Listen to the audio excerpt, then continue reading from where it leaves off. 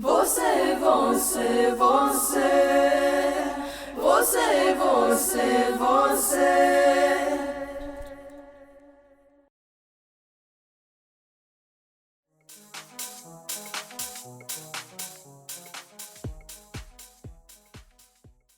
A sandwich can have a left layer and a right layer, or it can have a top layer and a bottom layer. It just depends on how you position it when you bite. Yet a sandwich is not a sandwich without something in between those layers, even if that in between something is minuscule. The intent of a sandwich is for it to be eaten. That's why we make them. So it was very interesting learning that I was part of something called the sandwich generation. Hey, human. Our propensity to label everything and people. My humor kicked in as I wondered what in the world or who in the world wants to eat me. In fact, a generation no less. The person who brought me into the know explained what that meant by their understanding. I pursued to learn even more, especially if I'm perceived as factoring into such a group. My curiosity kicks in and I am on the go, trying to learn and absorbing like a sponge. The term the sandwich generation are apparently people who find themselves caught between two caregiving responsibilities. And specifically, they are, I guess, simultaneously caring for aging parents or relatives while also supporting and raising their own children. Now, metaphorically, the name presents a visual of these individuals sandwiched between things, and in this case, the needs and demands of one group and their children. They're in the middle, providing care and support to literally two generations. And extending the visual just for a moment, if the in between you are delicious, they will devour you. Now, who's now out there wishing themselves to be the shittiest sandwich filling? You don't want to taste delicious. And as someone always pushing positive self-image and affirmations, and you know I do, I'm going against the grain and supporting this version of unfavoring desires. I get you, in other words, because I had to admit, after looking it up, after understanding it, and after getting more insights, because I don't go around on the label, so it was new to me. I truly can say I get you, and I can truly honestly say that I fit into that. And so the person that got me into the know was absolutely correct. Now, some of the things to understand is that members of the sandwich generation, they face unique challenges and responsibilities, and they must learn to balance the demands of their own families, their own careers, and their own personal lives while also fulfilling the caregiving duties, especially for their aging parents. So you hear me got a little serious because it is a serious thing, and it's about the well-being of three sets of generations. So I've come to appreciate the term sandwich generations or sandwich generation, a complex role and complex responsibilities that individuals in these situations like myself face, often requiring them to juggle multiple roles simultaneously. And that's where the challenge becomes. Because on one hand, on one generation, you're definitely marred in healthcare things, sometimes decision making, being a substitute decision maker. On the other hand, it's about support, emotional support, financial support, livelihood support. Even when your children may be considered adults, they're still not on their feet. So as someone in the sandwich generation, and if you can relate listening to this, we are navigating the needs of many, including ourselves. And how do we get to balance our time, our energy, our financial resources when fulfilling these responsibilities? And where do our responsibilities begin and where do our responsibilities end? Many caregivers of this nature do not even know. And here's the stats that I came across.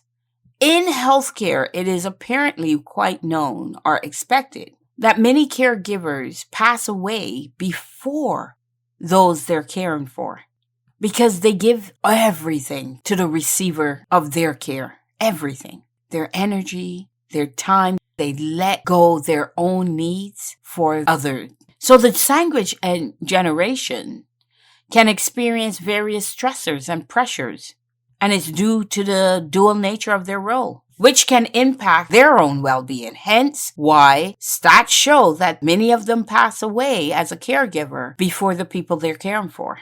And it also impacts their work-life balance and also their financial stability. So there's some complex dynamics going on when you're caught in this caregiving position. So let's talk about the health impacts, first of all, of people like us. And of course, it can vary depending on many, many factors, including the specific caregiving demands, factored based on available support systems. How about personal resilience? Like, how healthy are you to be doing this? Those who are more healthy and in good condition have more personal resilience than those that aren't. And then there's just basic individual circumstances. Livelihood. Where do you live? Are you driving distance from your home to their home? What are the dynamics within the home? Is it healthy, positive? Is it toxic? All of these things have a bearing on health impacts. So some of the health impacts that can be seen is increased stress levels. So you have elevated stress levels. We know that stress can be detrimental on our physical and mental health. In other words, in my language and in my perspective, it's constantly withdrawing from your life force wealth. So when you see it that way, when I tell you that, if you're constantly withdrawn from your life force wealth, what are you putting back in? What are the deposits you're making? You have to be making deposits because, like any bank account, it will get depleted. It might even go into the negative. And that's where the trouble really starts. It already started when it was getting low. But if you deplete it, what deposits are you making back to keep your wealth pool up? Now, some of the conditions that this stress can lead to is hypertension, cardiovascular issues, and weakened immune function. So I want you guys to listen to this carefully if you're in this group. And I need to listen to it carefully, and I have, to be able to do this broadcast and be transparent. Someone told me that was me, and in looking, I found it was me. So I have to now manage this, and I'm asking all of you that find yourself in this to manage it as well, because you know what I push out in my messaging. I push out self-care. I push out self-worth. I push out that you count, and you have to start choosing you, because if you don't choose you, you're not helping anybody. Now I'm sharing it with you for a wake-up call if you happen to be one of the sandwich generation. The other impact of it is sleep disturbances. So if you've got worry along with the role to give care, it can disrupt your sleep patterns. And then you get into insufficient sleep, and that negatively impacts your overall health, your overall well-being. Let me tell a story for a minute, just to show. A beloved extended family member was taking care of her husband who was getting depleted health. They're older. And she chose to take care of him and keep him at home. And he started to become a handful a bit. And she continued to take care of him. The demands became higher. The time commitment became longer. And like everything I've said, she put her needs on the back burner to look after her husband. And sadly, she got the city to come in and help out in some small way. But by the time she did that, it was too late. And one day they showed up to find her gone. And she passed away. And apparently, never before have I ever thought this was possible if I didn't experience this as the response or the feedback as to why she passed away. was that someone could pass away from exhaustion. We were told she passed away from exhaustion. For me, that meant that her heart gave out, but it gave out because she was extremely, extremely fatigued, was not getting sleep, and that is what happened. And it was tragic in our family, extremely tragic, and so young. And her husband is still with us, and he is in a home being looked after for his own conditions. So he still ended up in a facility. And this brings me to one of the impacts, mental health. Because when you try to balance the needs and demands of multiple people, furthermore generations, it's taxing. It's emotionally taxing. You have higher rates of anxiety, depression, burnout, and listen to this, emotional exhaustion. Then you have physical health implications. When you're assisting with mobility, personal care, or managing medical conditions, it takes a toll on your own physical health. Now, I've been there. My grandmother is now 102, and before she went into a facility, she would fall, or she started to have falls. And I know lifting my grandmother back into her bed, oh my goodness, the strain of lifting, assisting, or being constantly on the go can lead to muscular skeletal issues, can lead to chronic pain, fatigue, and it can exacerbate any existing health conditions you may have. Those in the sandwich generation tend to prioritize the needs of others over their own well-being. They then find they don't have time to exercise.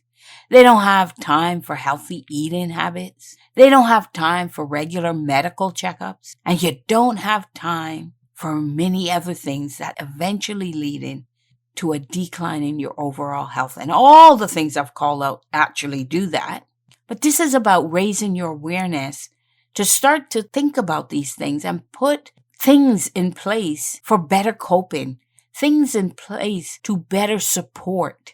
This is what this is all about. And the last point is financial strain. Oh my goodness, can we talk about that for a minute? Financial strain.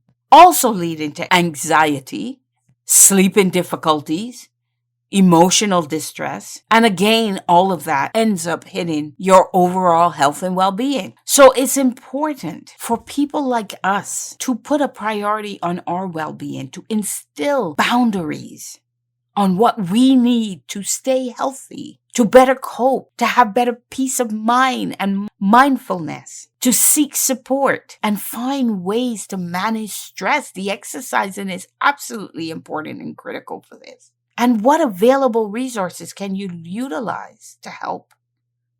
Assistance from other family members, or even just support services that are offered locally. This is important. You know, everything we're trying to do is to keep everybody around, including ourselves. And yes, I understand the support, but it can only go so far. Because if it starts to pull you down, it pulls everybody down. You're now listening to Episode 3, Season 4, The Sandwich I Am, with Jenn Drakes. If you're enjoying the episode so far, you should check out the previous episodes.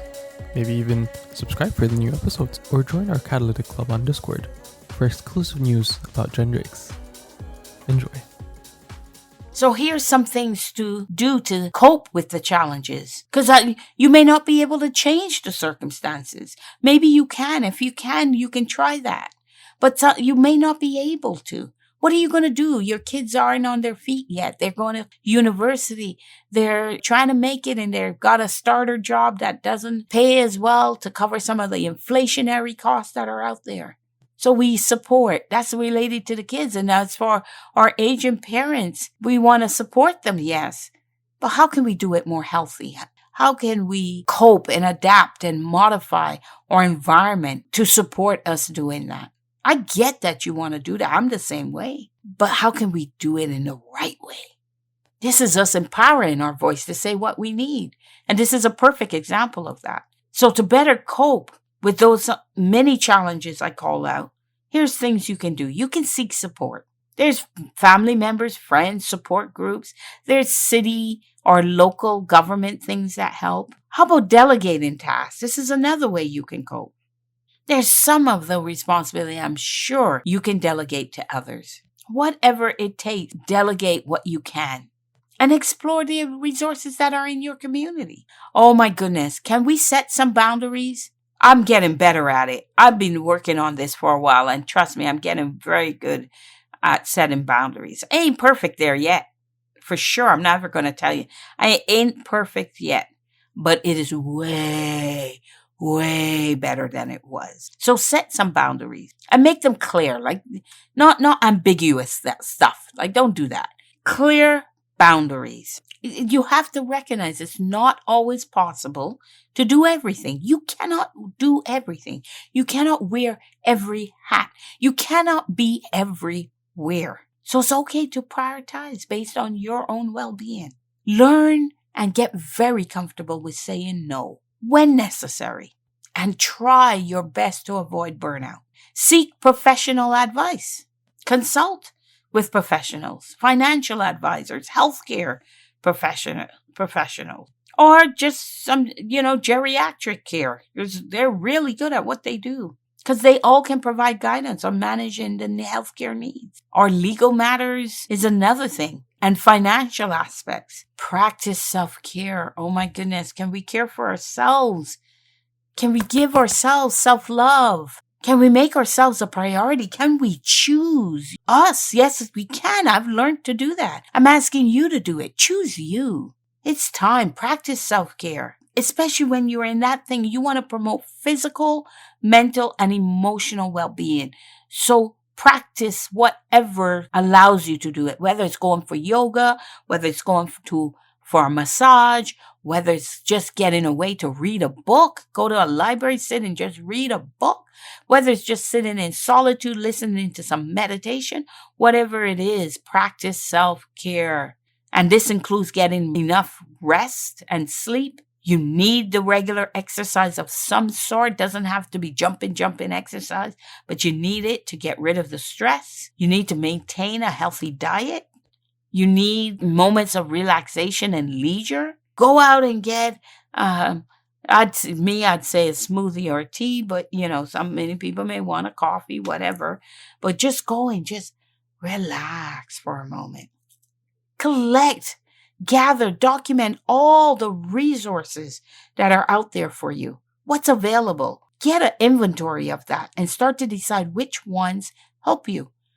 Like in our local area, we have the ability to be picked up, especially seniors, that takes them on a little outing to get some social interaction, takes them away for a couple of hours, 3 hours or so, and then brings them back. Look for available resources. They're out there to do exactly what I'm talking about. They're there to help. There's government programs. And then there's not-for-profit organizations that offer support. And then there's local community resources that you can find through the library. There's adult daycare centers that you could utilize. There's transportation assistance, support groups, and educational programs. And this is for the older generation, but for the kids, there could be other things there too to help you with the kids. For this type of stuff, you have to be a good organizer because you may need to develop care plans. You may need to establish certain routines. Whatever it is, technology is another big one where you could now use calendars so effectively through online means. You have apps that will remind you of things. And then there's apps to manage caregiving where you can manage appointments, medications, and other important information. The last one is to maintain open communication. Have open and honest communication with your parents and your children. Make sure everyone's keeping everyone informed about the challenges they face, you face, and just get everybody involved in the decision making when appropriate to do so. The bottom line is to encourage dialogue, conversations, getting comfortable with expressing your needs, and then listening to concerns that come up. Be an active listener. Hone those skills. You will need it because this is all crucial to maintaining your well-being, my well-being.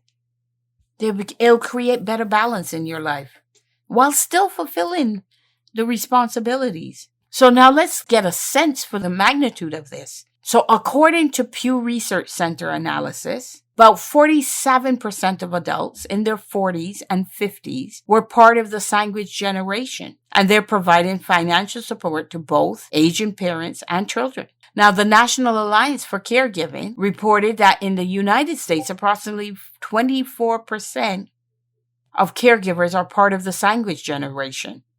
And other research indicates that women are more likely than men to be in the sandwich generation and take on these responsibilities.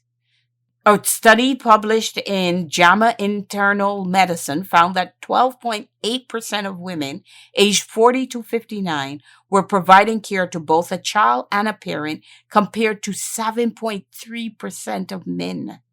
That's a huge difference, or at least a sufficiently, significant gap. Then the financial impact is significant. A study by MetLife Mature Market Institute revealed that sandwich generation spend an average of $6,000 per year on expenses, affecting their own well-being and retirement savings. Then let's talk about the health effects. The stress and demands can have negative health effects. And a study published in the Gerontologist, that's a mouthful, found that caregivers in the sandwich generation had higher levels of depression, anxiety, and physical health problems compared to non-caregivers. Now, I watched a caregiver literally move from a straight stature to a bent stature, meaning their spine literally bent and they were proned over. And I watched them go through the process of bending. They wouldn't listen, and they continued to bend. And that was where they no longer could stand straight. Wow, that's all I have to say. Wow, I don't want to be like that. You don't want to be like that. So this is an interesting topic. And that's why we do the Arrays of Living podcast, is to give you interesting topic. And then there's work-life balance. The Family Caregiver Alliance reported that 73% of working caregivers in the United States had to make adjustments to their work schedules, reduce work hours, or take unpaid leave due to these responsibilities. So yeah, there's a significant impact, and there's a lot of challenges faced by individuals in the sandwich generation. So I look up and I say, thanks, my friend, for getting me in the know. Thank you. I didn't know I was in this. I just thought I was doing what I needed to do as a parent and as a child. And it really shouts, neon light shouting. The need for support, the need for resources, the need for strategies to help us manage our responsibilities and still maintain our own well-being. This is serious stuff. The sandwich I am. Wowsy. The sandwich I am. I do not wish to be delicious. I do not wish to be devoured. I wish to just be. I wish to strive for growth and fulfillment and up-leveling, while still leading with love to my parents and to my children. But I need to do it in a way that works for everyone. It needs to try to forge a win-win situation. And if the win-win can't, I must choose me. And I'm saying the same for you guys. Find a way to get it equitable for everybody involved. But don't take the brunt on yourself. Don't put you aside for it. The sandwich I am, the sandwich you are. Let's create our breads. Let's create the filling. We have the power to do that. Let's step up, recognize, accept that we may be in that situation, but make it work for us. Thank you for listening, and remember to always lead with love. Welcome back, everyone, to Arrays of Living. You just listened to The Sandwich I Am, Episode 3 of Season 4. Make sure to follow Jenn Drakes on all social media platforms so you don't miss out on the next episode. Also, join our Catalytic Club Discord to get exclusive news about Jenn Drakes. Thank you for listening.